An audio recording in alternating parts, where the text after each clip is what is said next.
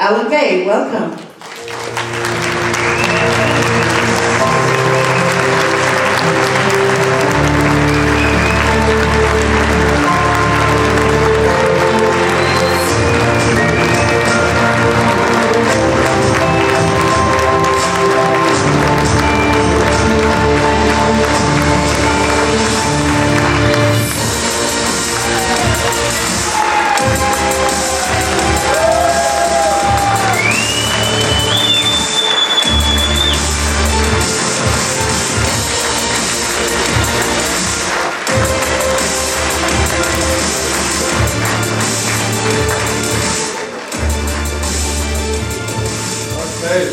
Hello everybody, my name is Alan Bay and I am the founder and CEO of Aventus.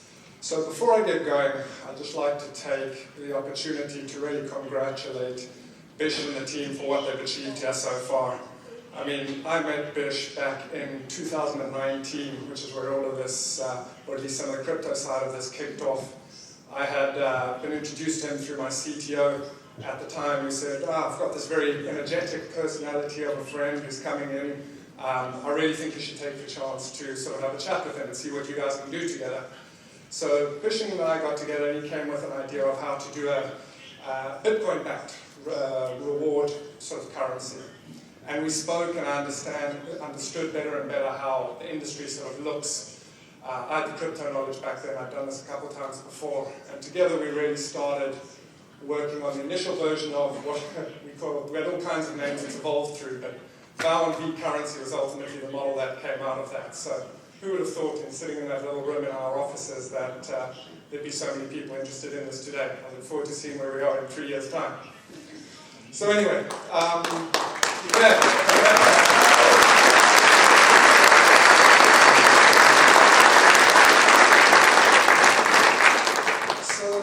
let me give you a little bit of history on myself before we get into what Aventus is. So I started in crypto in 2015. Back then, I just come out of Brevan Howard, which is a macro hedge fund looking at sort of machine learning predictions of the traditional asset world, should we say. I went to my professor who had just started the cryptocurrency center at Imperial College that year and said, look, I want to predict the price of Bitcoin. And he said, come on, Alan, forget about Bitcoin, that's old news. This is the time for Ethereum. So Ethereum had just launched in 2015, smart contracts, and seeing what that could do really sort of gave me an idea of potential applications.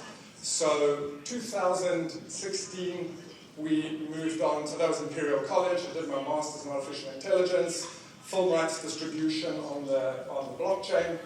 2016, I founded Aventus. 2017, we did a token sale or ICO. Sold that and ended up with about $50 million from that, and we got building in our ecosystem. Now, it all started out as event ticketing. So we were looking at how we can solve problems in the event ticketing industry, did deals with Live Nation, various smaller people in that space, but obviously when COVID came, that wasn't a high growth market, should we say. Nobody was going to any events. So we're like, okay, where else can we apply this stuff? So Bish and I had done a bunch of work already, and that's where Aventus pivoted into really what we are today. And what that is essentially an enterprise-grade blockchain. What we try to do is take care of a bunch of the problems that you see within the blockchain market, right? There's all kinds of things holding back enterprise adoption. These are primarily focused around user experience, right? You have this uncertain regulatory landscape. There's this negative sentiment. Paul touched on Luna Terra earlier. We've got $1.5 billion in hacks, right? There's a lot of work that has to be done to get over this negative sentiment and how you can build something that enterprises, people can ultimately trust. We're starting from behind after the 2017 ICO wave, the amount of people that have been damaged. So that's at the core of what we try to do with our infrastructure.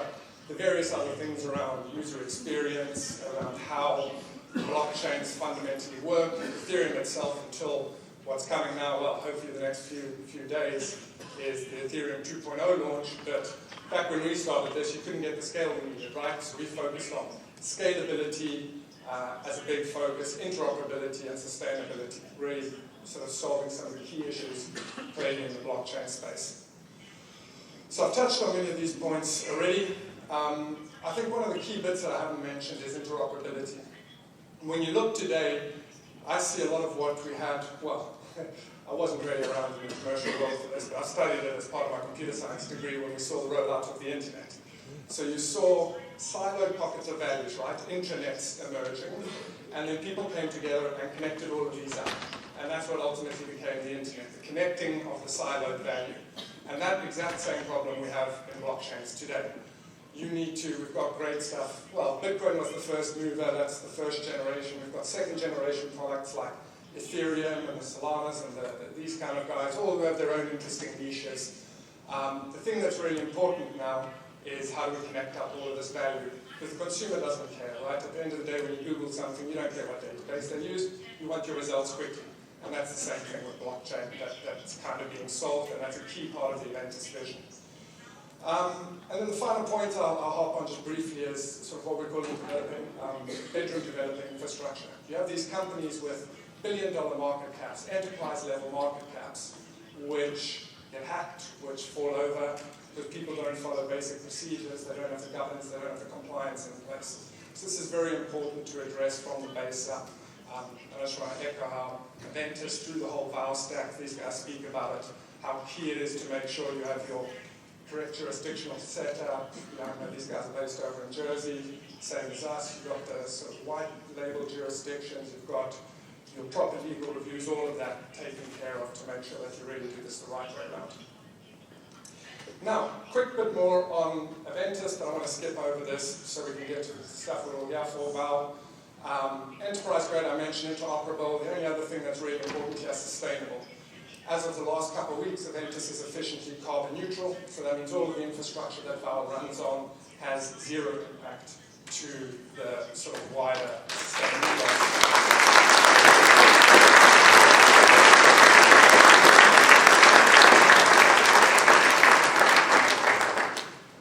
That's really an important one when you consider Bitcoin burning as much as countries, or multiple countries, right? Reasonably sized countries by this day.